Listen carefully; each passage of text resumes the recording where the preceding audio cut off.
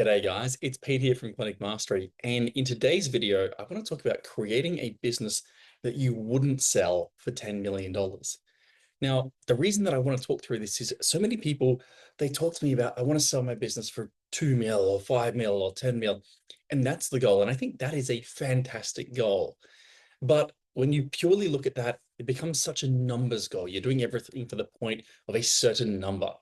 And whilst that can be a great driving and motivating factor, I think if we flip it a little bit, it actually helps you to create that business sooner and in a way that you really lights you up. You really enjoy doing it.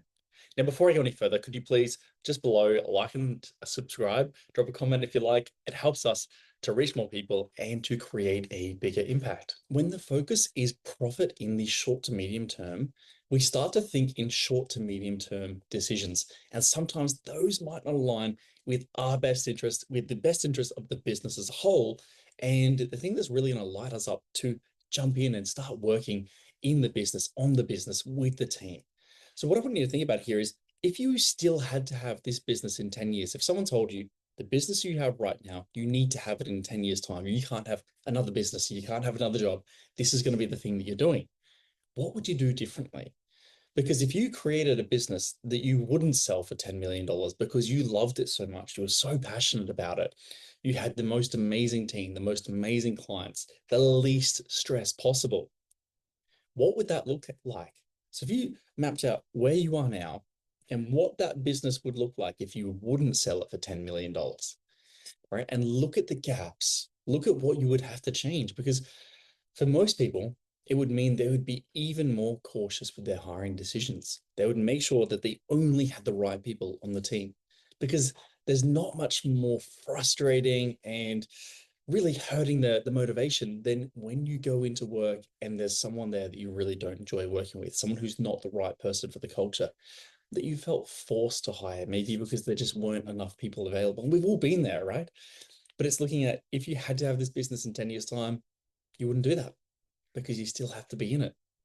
Okay, we'd look at what are the clients we're working with. We'd look at what are the pieces of technology we're investing in. What is the building that it's in? How would we fit that building out? Okay, so start to really think about these things, map out the two and go, well, what is the difference between this? One thing that I always think about is how would my marketing be different? Okay, I would have a big focus on brand and brand value and our standing within the community, a huge focus on relationships, massive, right? We'd still be doing the digital ads, but we know that for every new client we get through digital ads, and I love digital ads way more than the next person, but for every client we get there, we have to pay for it. Whereas brand built over a long period of time is priceless. Okay, so that's a key thing to think about. Then we can look at how do we train our team, right? How do we reward our team? How do we incentivize them to stay? We can start to think outside the box here. How can we have career opportunities, profit share opportunities, maybe a pathway to equity one day? What does that look like? But how would we keep these incredible team members longer? Because if you think about it, in 10 years' time, imagine your three best team members. If you could just replicate them, okay? You replicate them and they stay with you for another 10 years. Imagine how good they'll be. Imagine how inspired they'll be if there's career pathway opportunities for them. Okay. That is what you need to think about. How can we create? And conversely, think about your three potentially least favorite team members if you have them. You know, everyone's got favorites, right? Think about who they are. And if your entire business was made up of those three, but replicated, what would that look like? What would that feel like? And I'd actually write down the feelings, okay? Because one side, typically, you're going to feel a certain way. You're going to feel inspired to do things. You're going to feel almost certain of success. And one side, you're probably going to feel a different way and feel very uncertain about success. Okay.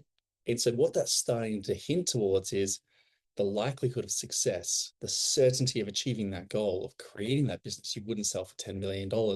And the point of this video is it comes back to your people, your team. For many of us in healthcare, our product, our service is our team, it's people. And we need to invest in creating the best team, in supporting the best team, in creating the pathways so that they don't have to go and start their own clinic. That's what we need to do to have long-term success in healthcare. So my friends, if you've got this far in the video, I'd love to know in the comments below. What do you think?